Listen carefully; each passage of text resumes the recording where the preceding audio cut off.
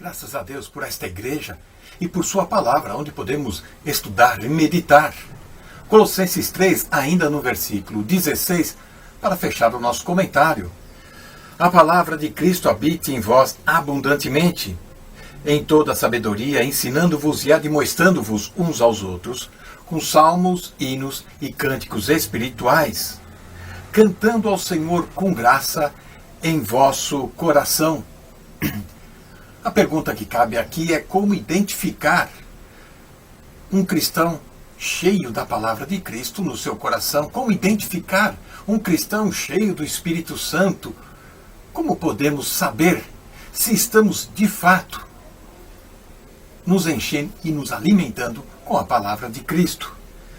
Muitas pessoas, hoje na cristandade assim chamada, estas igrejas evangélicas, esse movimento moderno que surgiu nos anos 70 em diante para cá, pregam que o louvorzão, aquele período de banda, aquele período de muita música, de muita adoração e louvor, cânticos atrás de cânticos, isso seria uma pessoa ficar cheia do Espírito Santo.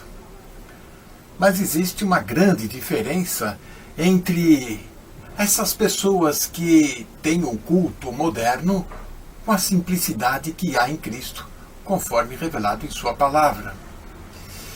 Vamos ver um pouco mais sobre estas diferenças e por que cada vez mais nós frequentamos e assistimos e ouvimos falar de cultos onde o louvor, a adoração, as músicas, os quartetos, solos, ele se estende por 1h30, enquanto a palavra é mencionada, sobra um tempo muito escasso, apenas um devocional, quando as pessoas já estão exauridas, cansadas.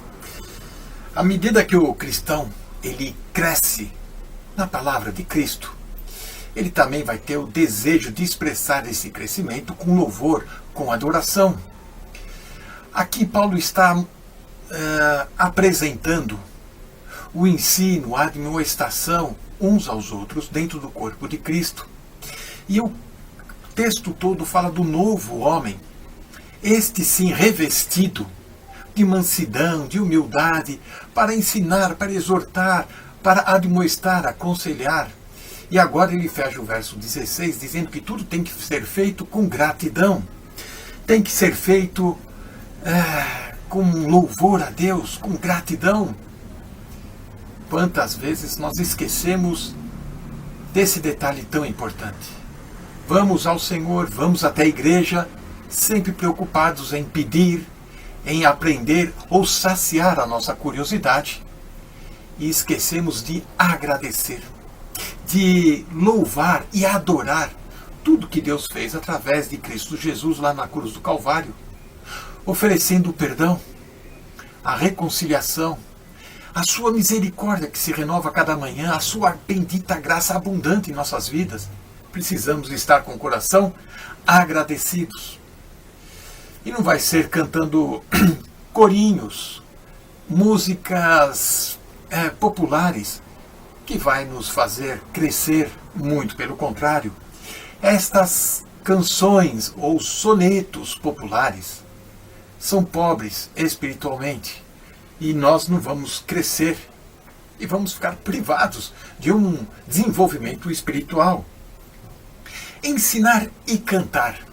Será que existe alguma simbiose, existe alguma conexão entre esses dois métodos? Nós vamos ver que Paulo ele está aqui falando sobre adoração, que vem de um coração, e isso é muito importante. E assim, este coração, com louvor, com gratidão, reconhecendo o que Cristo fez na sua vida, vai poder ajudar e colaborar e contribuir com a vida do irmão também. Assim nós podemos entoar e louvar ao Senhor. Sim, salmos, hinos, cânticos espirituais não são os meios, os canais apropriados para você ensinar e muito menos aconselhar ou admoestar. Mas o que nós queremos destacar aqui, que estes canais, eles podem servir de alguma maneira, assim que nós observarmos que os dois precisam estar cheios da palavra de Cristo. Os dois precisam, tanto a música como a didática do ensino e a demonstração, precisam estar cheios da palavra de Cristo. É muito difícil entender que esse aconselhamento, que essa demonstração pode ser feita neste método, neste canal, muito ligado ao louvor, hinos, salmos, cantos espirituais. Mas uma atividade distinta está em vista aqui pelo apóstolo Paulo. Uma coisa para complementar a outra é tão necessário e indispensável. Vamos distinguir então o ensino das canções de uma maneira mais objetiva e clara. Veja que a mensagem, a pregação, o ensino, basicamente ele deve apresentar 7 passos, 7 características em todo ensino da palavra de Cristo. Vamos destacar alguns. Explicar e esclarecer verdades profundas da fé. Ao ensinar, admoestar, aconselhar, precisamos ir com as Escrituras e exatamente esclarecer e explicar questões profundas da fé que o apóstolo Paulo nos ensinou. Dar orientações sobre como devemos viver a vida cristã, a nossa atitude, a nossa conduta, porque agora, quando você se converte, quando você entrega a sua vida a Cristo, você precisa deixar superstições, você precisa deixar vícios, religiões, filosofias que atrapalhavam a sua comunhão com Deus. E você precisa esclarecer ensinando e admoestando. Este ensino, esta palavra de Cristo, deve e precisa edificar a igreja. A igreja não é um lugar onde você vai ouvir um show, um espetáculo, vai se sentir bem por alguns instantes ou passar um fim de semana agradável.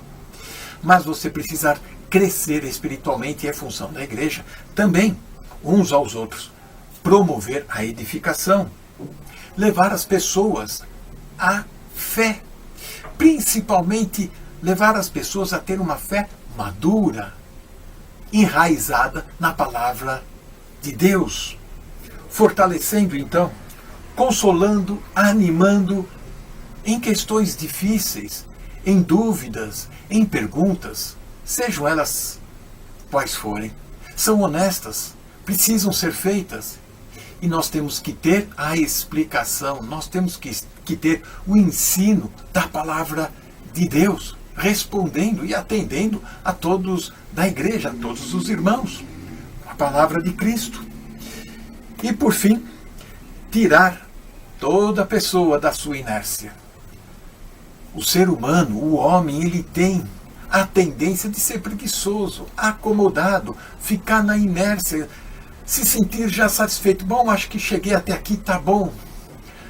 A nossa caminhada é longa e o conhecimento da palavra de Deus requer cada vez mais dedicação. Esses são alguns passos da palavra de Cristo para ensinar e admoestar. Mas a música, que é um complemento necessário para ensinar e admoestar, consolar, animar, ela também tem as suas características que nós podemos destacar. Ela deve expressar a nossa relação com Deus. Isso nós podemos ver o que está em Hebreus, no capítulo 15, no capítulo 13 de Hebreus, no verso 15.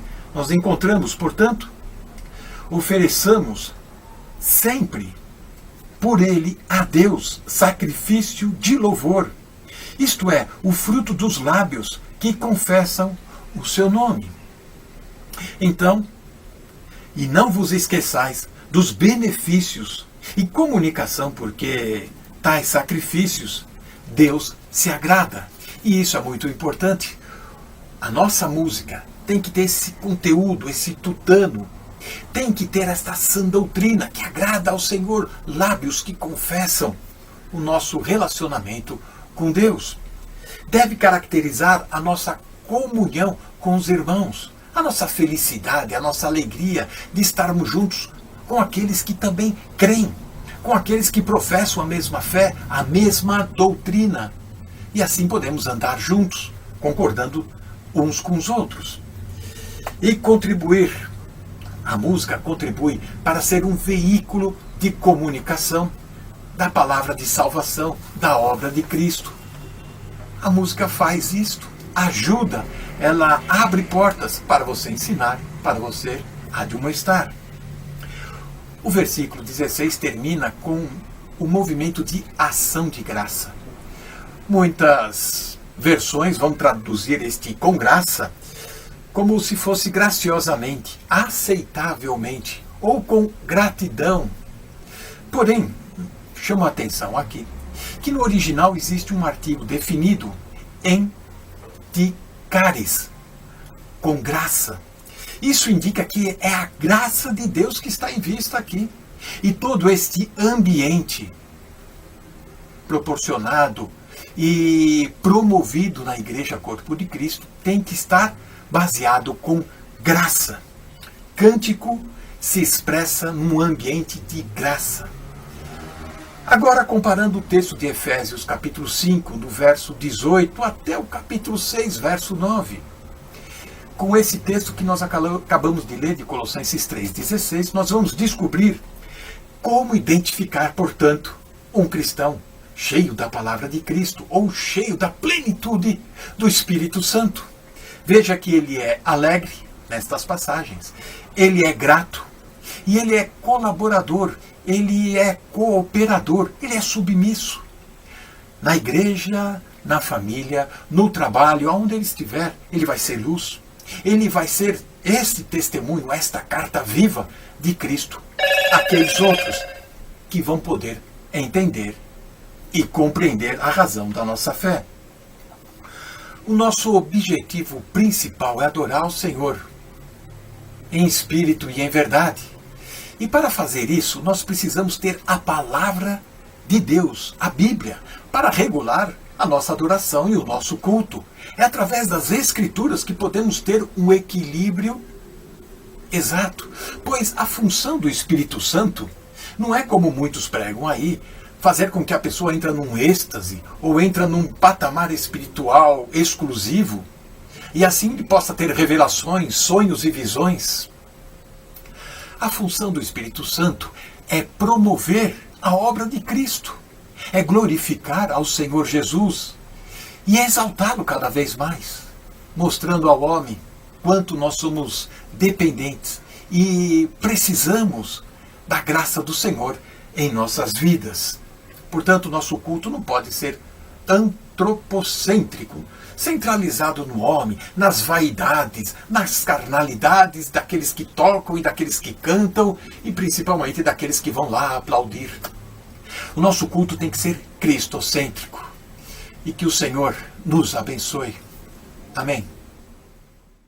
É com muita alegria que esta hora chega para nós continuarmos a estudar a Palavra de Deus, porque não há nada que nos alegre tanto o coração como a Palavra de Deus e nos console. Um grande abraço para todos aqueles que nos acompanham e que nos escutam, especialmente um abraço para aqueles que estão mais sós, que estão mais distantes.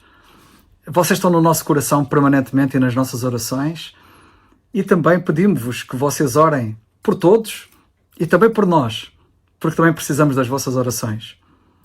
Em Colossenses, no capítulo 13, versículo 16, depois de termos ouvido mais uma brilhante explicação do significado destas palavras neste versículo por parte do nosso irmão Alberto, eu gostava de também dizer mais qualquer coisa. E no versículo 16 nós lemos assim: a palavra de Cristo habita em vós abundantemente, em toda a sabedoria, ensinando-vos e admoestando-vos uns aos outros com salmos, hinos e cânticos espirituais, cantando ao Senhor com graça em vosso coração. Eu gostaria de destacar hoje 3 pontos neste versículo. O primeiro, e em primeiro lugar, notemos que quando a palavra de Deus habita em nós abundantemente, ou nos enchemos da palavra de Deus, isso leva-nos a, entre outras coisas, a cantar ao Senhor com graça em nosso coração. cheios de gozo. Comparando com a passagem paralela que nós temos em Efésios 5, 18 e 19, que temos referido várias vezes, e que diz: enchei-vos do Espírito, falando entre vós com salmos e hinos e cânticos espirituais, cantando e salmodiando ao Senhor no vosso coração, aprendemos algo muito importante que eu espero que nunca mais te esqueças.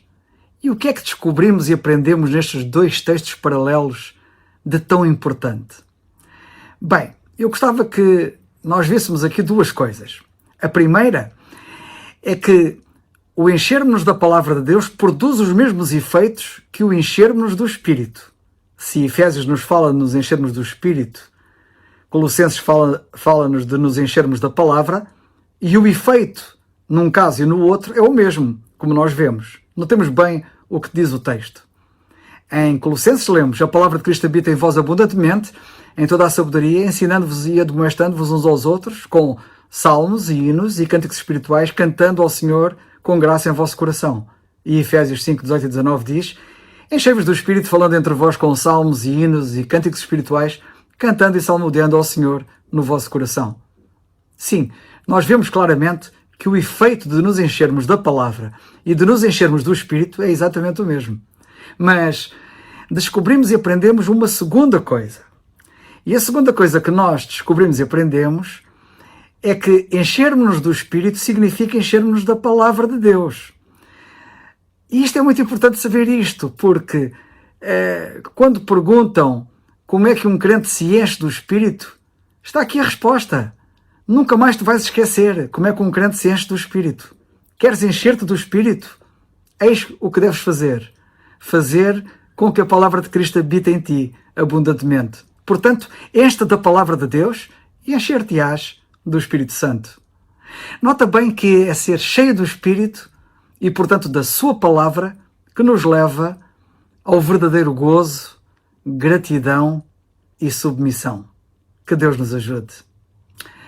O segundo ponto que eu quero referir na minha intervenção 2, o segundo ponto que quero destacar é que vemos neste versículo que o ensino e a admoestação ou aviso devem advir da palavra que habita em nós abundantemente e não da nossa cabeça, das nossas ideias ou da cabeça e das ideias dos outros. A palavra deve, pois, habitar em nós abundantemente para estarmos habilitados a ensinar e a admoestar ou a avisar. Repito, o que devemos ensinar é a palavra de Deus, não as nossas ideias ou o que os outros dizem, ou as ideias dos outros. Para isso temos que conhecer bem a palavra de Deus. E para a conhecermos bem, ela tem que habitar em nós abundantemente. Nós precisamos de garantir ministérios solidificados na palavra de Deus e não em ideias de homens. Quanto mais sólidos nós formos na palavra, mais bíblicos nós seremos no nosso ministério. Os ministérios que não estão impregnados da palavra são ministérios muito humanos e pouco divinos, ou nada divinos, com muito do homem e com pouco ou nada de Deus. E o que as pessoas precisam é de Deus e não do homem. O terceiro ponto que eu quero referir hoje no estudo bíblico, o terceiro e último ponto que quero destacar é o seguinte. Notemos que no versículo 16, os hinos e cânticos referidos ali resultam da palavra de Cristo habitar no crente abundantemente. Ou seja, são hinos e cânticos impregnados, cheios da palavra de Deus. E quero aqui, com isto, sublinhar duas verdades. A primeira é que os cânticos e os hinos devem refletir abundantemente a palavra de Deus. Muitos cânticos de hoje, como nós sabemos, infelizmente, refletem uma enorme pobreza, por estarem muito despidos das verdades da palavra de Deus, ao contrário dos velhos hinos e dos velhos cânticos, onde as verdades da palavra de Deus recheavam-nos abundantemente. A segunda coisa é que, sendo esta verdade respeitada, continuamos a poder dizer o que se dizia no passado, que os hinários continuam a ser compêndios da teologia fiel. Poderemos continuar a dizer que os cânticos e hinos encerram em si, de facto, a melhor teologia, e que se nos tirarem a Bíblia propriamente dita, mas ficarmos com os hinários, ainda ficaremos com a palavra de Deus abundantemente. nos mesmos, fazendo jus a Colossenses 3,16. Nunca nos esqueçamos desta verdade. Devemos ser fortes na imunologia. Em suma, não nos esqueçamos que a palavra de Deus é inspirada pelo Espírito e o Espírito quer usar a palavra de Deus nas nossas vidas, até nos nossos cenários, na nossa música. Espírito e palavra são, pois, um. E nós devemos ser um com o Espírito e a palavra. Quero aqui falar-vos de Eugene Clark agora. Um crente americano, um organista e, para além do organista, um grande líder musical, envolvido com o Ministério da Música de forma exemplar, liderando-o de forma primorosa. Aproveito para manifestar aqui e agora a minha gratidão a Deus pelo modo como o Senhor tem estado a orientar e a usar os meus irmãos e irmãs na Igreja em Quinta do Conde, que estão envolvidos no Ministério da Música. Um grande abraço para eles e continuo a orar por eles, para que ainda façam mais e ainda façam melhor. Porque eles, como eu, podemos fazer sempre mais e melhor. Que Deus nos ajude a ambos. Este crente americano, Eugene Clark, a dada altura da sua vida, acamou e perdeu a vista. Mas mesmo no seu estado crítico, com a artrite que o apoquentava, ele compôs, mesmo assim, música que reflete a glória da palavra de Deus. E deve ser para nós uma referência. Um dos seus cânticos mais conhecidos e abençoados é Nothing is Impossible. Quer dizer, nada é impossível. A mensagem desse cântico emana da palavra de Deus e da sua própria experiência com o Senhor e a sua palavra. Este cântico, ou este hino, tornou-se muito conhecido no mundo cristão, espalhando-se velozmente por toda a parte e levando milhares a pensar nas maravilhosas verdades da palavra de Deus. Chegou mesmo à língua portuguesa, especialmente no Brasil. Este é o tipo de música que, como crentes, devemos produzir e promover para benefício do povo de Deus.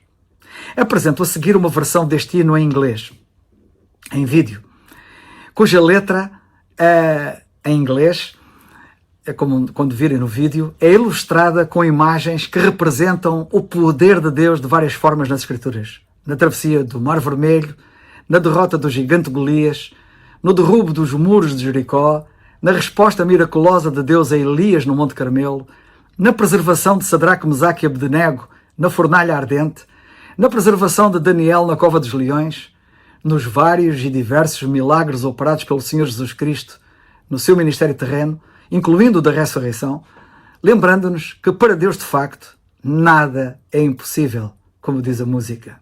A letra original inspira-se em Mateus 19:26, que diz: E Jesus, olhando para eles, disse-lhes: Aos homens é isso impossível, mas a Deus tudo é possível. Diz assim o original: De nada é impossível, de Eugene Clark. Eu li na Bíblia a promessa de Deus de que nada para ele é difícil. Coisas impossíveis ele prometeu fazer se confiarmos fielmente na sua palavra. Nada é impossível quando colocas a tua confiança em Deus. Nada é impossível quando confias na sua palavra. Presta atenção à voz de Deus para ti. Haverá alguma coisa difícil ao Senhor? Então coloca a tua confiança somente em Deus e descansa na sua palavra. Pois tudo, tudo, sim, tudo é possível com Deus. A palavra do Senhor é uma âncora segura. Quando os ventos da incerteza sopram, embora o homem na sua fraqueza possa vacilar e falhar, a sua palavra, como sabemos, não nos falhará. Todas as coisas são possíveis. Esta é a sua palavra, recebe-a, pois foi escrita para ti. Crê nas suas promessas. Deus não pode falhar, pois o que Ele disse, Ele fará. Criador de todas as coisas com infinito poder, Ele falou e elas apareceram só pela sua boca. Coisas impossíveis não são conhecidas para Ele. Ele fez-nos e Ele rege a terra. Depois de vermos e ouvirmos o cântico em inglês que vai passar a seguir, irei passar uma versão também a seguir, logo de seguida, uma versão do mesmo hino, mas na língua portuguesa, cantado por um coral no Brasil. O vídeo apresenta o cântico em português e com legenda, para que não percamos as palavras na versão portuguesa. Existe pauta musical deste hino, com a letra em português, para quem quiser pode aceder a isso na internet facilmente. Ouçamos então este lindo hino nas duas línguas, com a oração de que o Senhor nos abençoe e nos edifique, tornando-nos cada vez melhores. Amém.